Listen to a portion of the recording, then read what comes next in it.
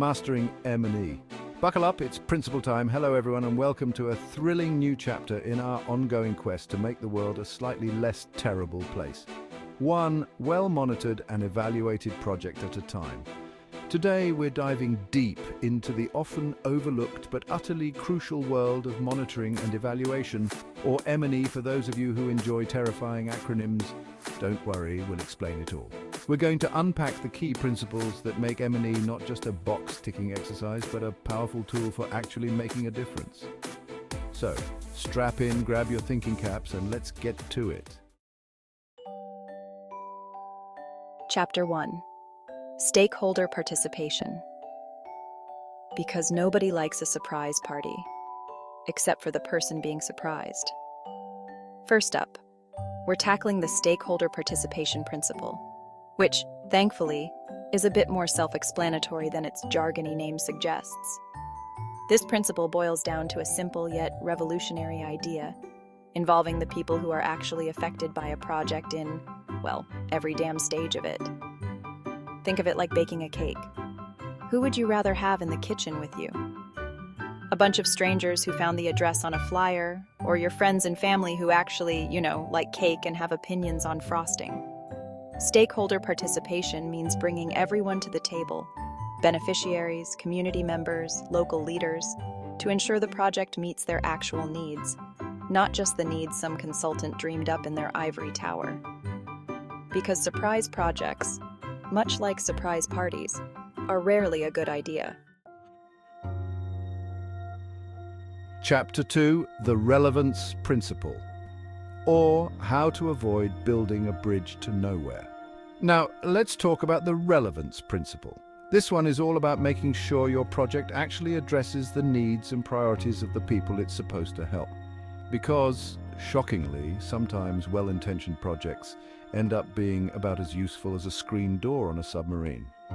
Imagine spending millions on a state-of-the-art fish ladder on a dam, only to discover that the local fish population prefers, swimming around the damn thing.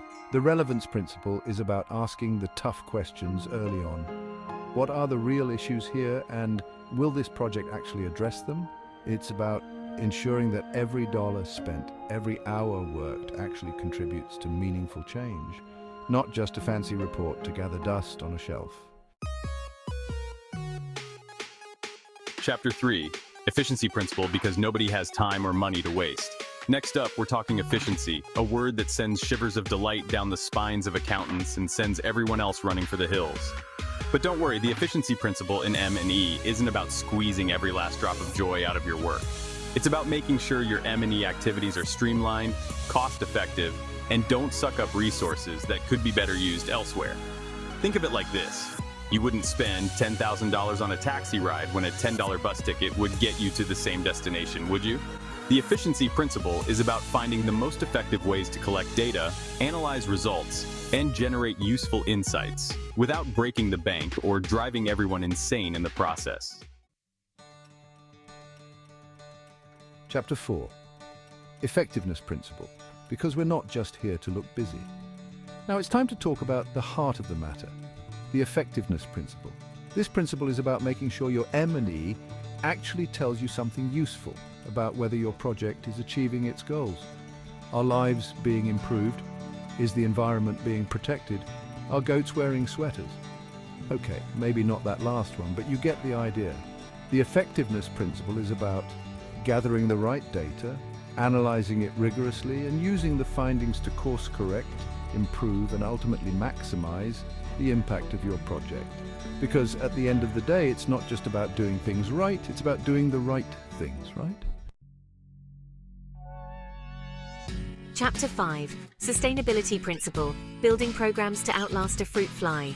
Hopefully. Okay, let's talk about everyone's favorite buzzword, sustainability. And no, I'm not talking about bamboo straws and composting toilets, although those are lovely. I'm talking about the sustainability principle in M&E, which is all about making sure the good work you're doing doesn't disappear faster than a bag of chips at a party. This means thinking long-term. How can we ensure the project continues to deliver benefits even after the funding runs out? How can we build local capacity so the community can own and sustain the project? Because ideally, we want to create change that lasts longer than your average reality TV marriage. Chapter 6. Ethical Considerations. Because exploiting people is never a good look. Now let's talk about the ethical considerations principle.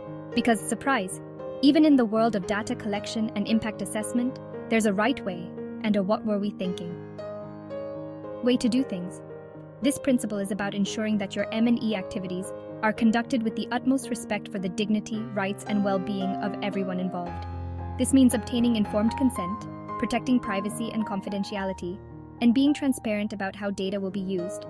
Remember, behind those spreadsheets and graphs are real people with real lives. So, let's treat them with the respect and care they deserve. Chapter 7. Continuous improvement, ME's answer to let's run it back.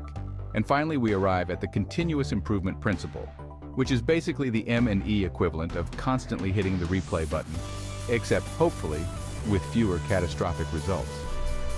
This principle is about embracing the idea that M&E is not a one-and-done deal. It's an ongoing process of learning, adapting, and improving. It's about regularly reviewing your M&E plan, identifying what's working and what's not, and making necessary adjustments along the way. Because much like life itself, the world of M&E is constantly evolving, and we need to be willing to evolve with it. Outro, mastering M&E, go forth and evaluate. So there you have it. The 7 key principles of M&E explained with as little jargon and as much humor as we could muster. We hope you've learned something valuable, or at the very least been sufficiently entertained for the last few minutes. Remember, M&E is not just about ticking boxes or generating reports. It's about ensuring that our efforts to make the world a better place are grounded in evidence, driven by data, and ultimately successful in achieving lasting positive change. Now go forth and evaluate.